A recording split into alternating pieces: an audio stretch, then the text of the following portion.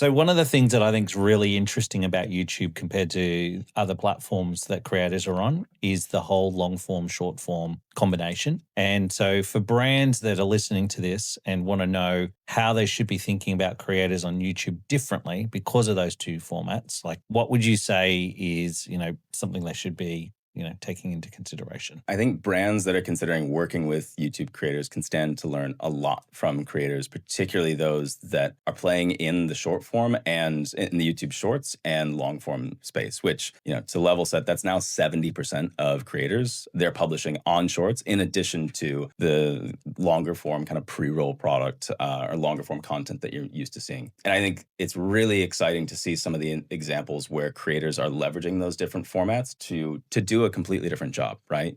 Shorts is a great snackable kind of more instantaneous entertainment comedy format where we see that type of content do really well. And then you have your longer form, which, conveniently is multi-device, right? This is now showing up on screens like CTV. CTV, in fact, is the fastest growing device that we see for YouTube in Australia. So the opportunity for brands to work with creators is not only to work across multiple formats, but those formats can do a fundamentally different job. If you're working with a creator that's embedding you in long form content that's going to be consumed on a CTV and potentially reaching multiple devices, like myself, a household of people in that kind of prime time viewing, that's a very different approach to how you might do a creator partnership than, say, a short form. I've got an e-commerce product to sell. I'm going to put together a quick short and Bob's your uncle, right? So the variety and the diversity of opportunities is much greater.